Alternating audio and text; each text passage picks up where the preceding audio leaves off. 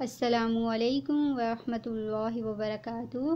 نحمدہ و نصلی علی رسولہ الکریم، اما بعد فاعوذ باللہ من الشیطان الرجیم، بسم اللہ الرحمن الرحیم۔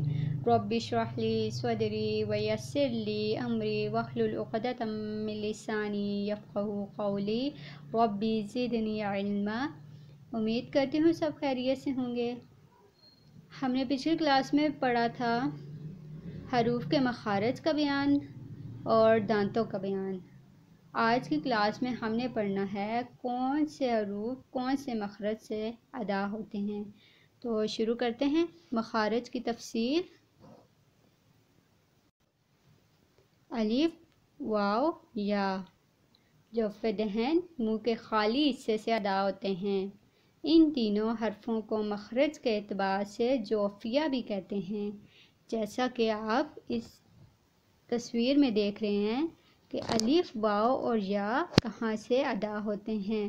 یہ ایرو کا نشان واضح کر رہا ہے کہ الف، واو اور یا کہاں سے ادا کیے جاتے ہیں۔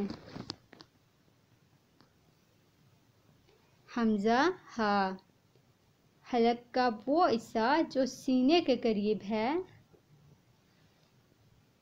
وہاں سے ادا کیے جاتے ہیں، جیسے اقصی حلق۔ عین، ہا، حلق کے درمیانی حصے سے ادا ہوتے ہیں۔ غین، خا، حلق کا وہ حصہ جو منہ کے قریب ہے اس سے ادا ہوتے ہیں، یعنی ادنیٰ حلق۔ ان 6 حروف کو حمزہ، ہا، عین، ہا، غین، خا کو مخرج کے اعتبار سے حلقیہ بھی کہتے ہیں۔ قوف، زبان کی جڑ اور کوے کو بالمقابل تالو سے ادا ہوتا ہے۔ قوف زبان کی جڑ اور کوے کے بالمقابل تالو سے ادا ہوتا ہے، جیسا اس تصویر میں واضح ہو رہا ہے۔ کاف، کوے کے بالمقابل ہی منہ کی جانب ذرا پیچھے ہٹ کر زبان کی جڑ اور تالو سے ادا ہوتا ہے۔ جیم، شین، یا زبان کا درمیانی حصہ اور اس کے مقابل تالو سے ادا ہوتے ہیں۔ ان تینوں حرفوں کو مخرج کے اعتبار سے شجریہ کہتے ہیں۔ ضاد، زبان کی کروٹ جب اوپر، دائیں یا بائیں جانب والی 5 داڑھوں کی جڑ سے لگے تو یہ حرف ادا ہوتا ہے، جیسا کہ آپ تصویر میں دیکھ سکتے ہیں کہ زبان کی کروٹ یا تو دائیں طرف لگے گی یا بائیں طرف لگے گی، داڑھوں کی جڑ سے لگے تو یہ حرف ادا ہوگا۔ ضاد۔ لام، زبان کا کنارہ جب ثنایا، رباعی، انیاب اور ضواحک کے مسوڑوں سے لگے تو یہ حرف ادا ہوگا۔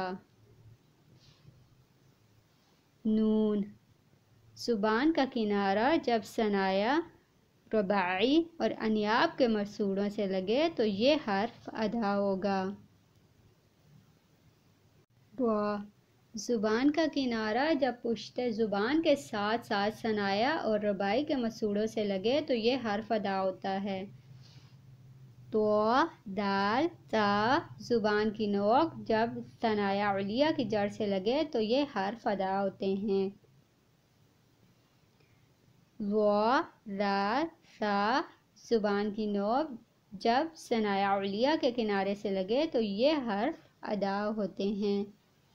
صاد، سا، سین، زبان کی نوک جب ثنایا سفلی کے کنارے کے لگنے کے ساتھ ساتھ کچھ ثنایا علیہ کے کنارے سے بھی لگے تو یہ حرف ادا ہوتے ہیں۔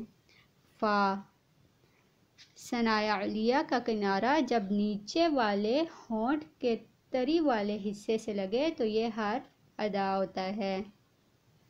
با، میم، واو، دونوں ہونٹوں سے ادا ہوتے ہیں۔ با دونوں ہونٹوں کے تری والے حصے سے، میم دونوں ہونٹوں کے خشکی والے حصے سے، اور واو دونوں ہونٹوں کو کچھ گول کرنے سے ادا ہوتی ہے۔ غنہ، یہ ناک کی جڑ سے ادا ہوتا ہے۔ تو آج کے لیے اتنا ہی۔ آج کی کلاس میں ہم نے پڑھا مخارج کی تفصیل، یعنی کون سا حرف کون سے مخرج سے نکلتا ہے۔ بارک اللہ فیکم، جزاکم اللہ خیرا کثیرا۔ السلام علیکم ورحمۃ اللہ وبرکاتہ۔